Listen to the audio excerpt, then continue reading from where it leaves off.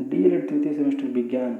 विज्ञान का आज एक बहुत ही महत्वपूर्ण चैप्टर है जीव जंतुओं के बाह्य एवं आंतरिक अंगों के कार्यों में विविधताएं।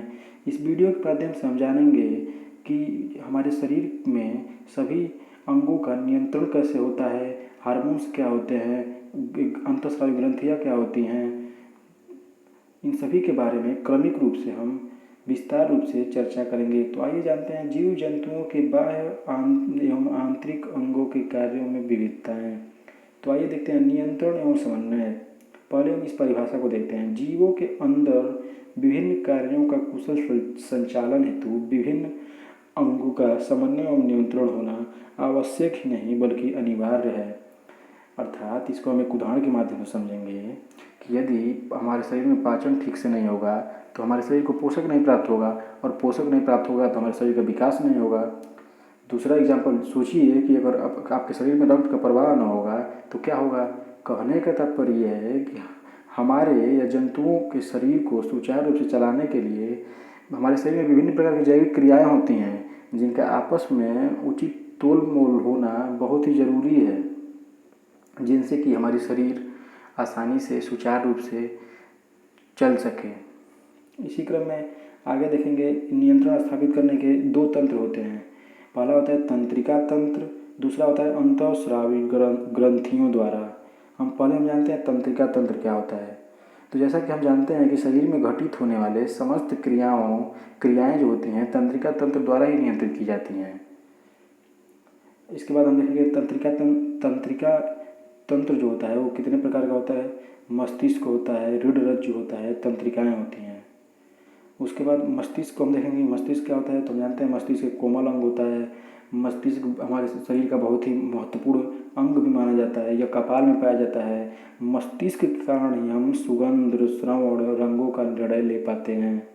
मस्तिष्क के कई भाग होते हैं। इसी क्रम में आगे देखेंगे रीढ़ रज्जु।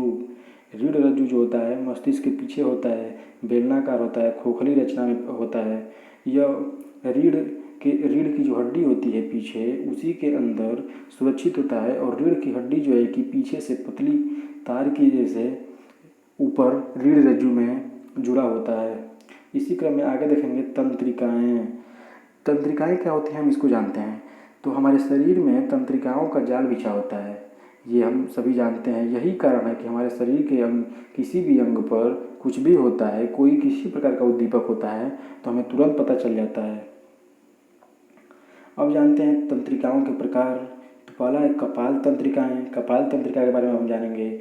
ज्ञानेंद्रियों के माध्यम से उद्दीपन का अनुभव मस्तिष्क को पहुंचाता है। कपाल तंत्रिका क्या करता है कि ज्ञानेंद्रियों के माध्यम से हमारे शरीर में किसी भी प्रकार का जो उद्दीपन होता है वो मस्तिष्क को पहुंचाता है।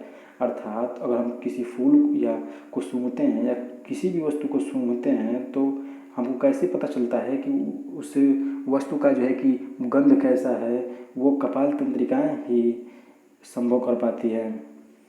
छूने से, स्वाद से, जब जीभ पे हम रखते हैं तो हमको कैसे पता चलता है कि उसका स्वाद कड़वा है, मीठा है, खट्टा है, कैसा है। तो ये सभी कपाल तंत्रिकाएं द्वारा ही संभव हो पाती हैं। इसी क्रम में अगला है रीढ़ तंत्रिकाएं। ये तंत्रिकाएं जो है कि अनैच्छिक क्रियाओं का समन्वय करती हैं, अर्थात ऐसी क्रियाएं जो हमारी इच्छा से न हो। अर्थात जैसे हृदय की धड़कन है, आँखों पलक का झपकना है, अनेक ऐसी क्रियाएं जो हमारी इच्छा से नहीं हो रही हैं। उसी क्रम में और होता क्या है कि ये जो है कि रीढ़ तंत्रिकाएं जो है कि आंतरिक अंग और त्वचा में फैली हुई होती हैं। इसी क्रम में देखेंगे अंतःस्रावी ग्रंथियाँ। तो अंतःस्रावी ग्रंथियों को जानेंगे। शरीर में कुछ विशेष प्रकार की ग्रंथियाँ होती हैं जो हार्मोन्स का स्राव करती हैं। इन्हें ही अंतःस्रावी ग्रंथियाँ कहा जाता है। हार्मोन्स क्या होते हैं, हार्मोन्स को जानते हैं। हार्मोन्स एक प्रकार का रासायनिक पदार्थ होता है और शरीर की क्रियाओं का नियंत्रण करता है। अब कुछ हम अंतःस्रावी ग्रंथियों का उदाहरण देखेंगे, जैसे थायराइड ग्रंथि हो गया, पैराथायराइड ग्रंथि हो गया, पैंक्रियाज हो गया, पीयूष ग्रंथि हो गई, जननांग हो गया। अब इन सभी ग्रंथियों के माध्यम से कौन कौन से हार्मोन्स निकलते हैं और उन हार्मोन्स का हमारे शरीर में क्या क्या कार्य होता है, क्या क्या प्रभाव होता है, इन सभी का विस्तार रूप से चर्चा करेंगे। तो आइए देखते हैं थायराइड से कौन सी हार्मोन्स निकलता है। थायरिक्सिन हार्मोन्स। पैराथायराइड से क्या निकलता है, पैराथार्मोन। पैंक्रियाज से क्या निकलता है, इंसुलिन। पीयूष ग्रंथि से क्या निकलता है, वृद्धि हार्मोन, जो कि हमारे शरीर का वृद्धि विकास के लिए सहायक होता है। जननांग जो होता है ये नर में जो है कि टेस्टोस्टेरोन और मादा में जो है कि एस्ट्रोजन। इसी क्रम में देखेंगे विभिन्न प्रकार के जो हार्मोन्स निकल रहे हैं इनका हमारे शरीर में क्या उपयोग है। पहला है जो है थायरॉक्सिन, ये शरीर की वृद्धि में सहायक होता है। इसकी कमी से घेंघा रोग हो जाता है। जैसा कि हम जानते हैं कि घेंघा रोग आयोडीन की कमी से होता है, ये बात सही है, परंतु यहाँ हम विज्ञान पढ़ रहे हैं और घेंघा रोग आयोडीन की कमी से होता है, परंतु होता क्या है कि जब हमारे शरीर में आयोडीन की कमी होती है तो ये जो है कि हार्मोन्स जो होता है ये कार्य करना बंद कर देता है। उसी कारण क्या होने लगता है, घेंघा रोग हो जाता है। अगला है पैराथायराइड। पैराथायराइड का कार्य क्या होता है, रक्त में कैल्शियम तथा फास्फोरस की मात्रा पर नियंत्रण करता है। इसी क्रम में आगे है एंड्रीमोल। क्या करता है, जब हम पूर्ण रूप से क्रोध और चिंता में होते हैं तो उसको दूर करता है और हमारे तनाव को भी कम करता है। इसी क्रम में हम जानेंगे पेशियाँ क्या होती हैं। पेशियाँ शरीर के बाहर की लगभग 40% भाग होती हैं। हमारे पूरे शरीर की लगभग 40% भाग पेशियाँ होती हैं। पेशियाँ पूरे शरीर में फैली होती हैं, जैसा कि हम देख भी सकते हैं। पेशियों के प्रकार कंकालीय पेशियाँ, ऐच्छिक पेशियाँ, चिकनी और अरेखित पेशियाँ। तीसरा छूट गया है, वो हृदय पेशियाँ होता है। इसी क्रम में हम जानेंगे कंकालीय पेशियाँ या ऐच्छिक पेशियाँ क्या होता है। तो ये कंकालीय पेशियाँ जैसा कि नाम से ही पता चल रहा है, हड्डियाँ, कंकाल मतलब हड्डी होता है, जाहिर सी बात है ये पेशियाँ हड्डियों से जुड़ी होती हैं। जीभ में, ग्रसनी में, ग्रासनाल में भी ये उपस्थित होती हैं। अंगों के गमन में सहायक अर्थात हमारे चलने में, दौड़ने में ये अति महत्वपूर्ण भूमिका निभाती हैं, अर्थात इन्हीं के माध्यम से हम चल पाते हैं और इच्छानुसार कार्य करती हैं। अर्थात जैसे हमारे हाथ को हिला रहे हैं, पैर को चला रहे हैं, पैर से चलते हैं तो हम इच्छानुसार ही चलते हैं। हाथ को हम ऊपर उठाएंगे तो अपनी इच्छा अनुसार ही उठा रहे हैं, पैर हो गया, हाथ हो गया, मुँह से बोल रहे हैं। इसके आगे देखेंगे चिकनी या अरेखित पेशियाँ।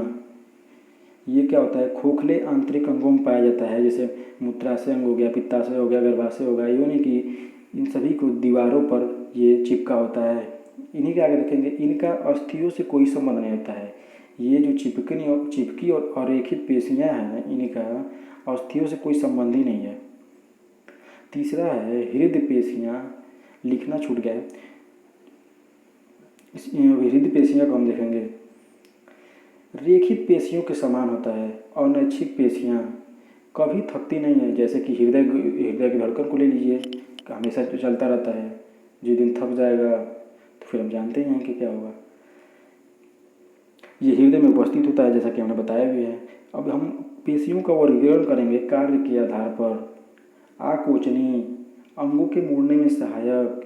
ये जो पेशियाँ होती हैं इसी पेशिया के माध्यम से अंग हमारे मोड़ते हैं। जैसे ठेहुने की हड्डी जो है, ठेहुने को हम आसानी से मोड़ पाते हैं, कोहनी को हम आसानी से मोड़ पाते हैं। उन्नयनी भावों को ऊपर खींचती है, जैसे जब हम अपने मुंह को ऊपर मुंह वाले जबड़े को ऊपर उठाएंगे तो ये इसी पेशिए के द्वारा संभव होता है।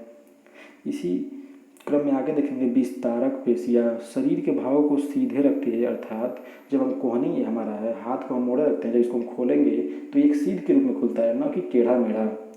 यही कार्य इसका होता है। अवनमनी अर्थात उठे भागों को, जैसा कि जो हमारा जबड़ा है इसको हम ऊपर उठाए हैं और फिर पुनः करते क्या है, उसको नीचे करते हैं, तो नीचे जो होता है वो अवनमनी पेशियाँ द्वारा ही होता है। पेशियों के लक्षण देखेंगे उत्तेजनशीलता अर्थात शीघ्र सक्रिय होना। जैसा कि हम सभी जानते हैं कि हमारी हाथ पैर में खुजली हमेशा होता रहता है, अत्यधिक जल्दी से जो है कि उत्तेजित हो जाता है। संवहनशीलता अर्थात जब हम किसी को मारते हैं तो जब हम एक हाथ से मारते हैं तो दूसरा हाथ से भी मारने का मन करता है, और जितना शक्ति हम एक हाथ से लगा सकते हैं मारते टाइम उतनी ही शक्ति दूसरे हाथ से भी लगा सकते हैं, दूसरे पैर से भी लगा सकते हैं, अर्थात सभी अंगों में अत्यधिक शक्ति प्रदान हो जाता है। आशा करता हूँ कि ये वीडियो आपको पसंद आया होगा। धन्यवाद।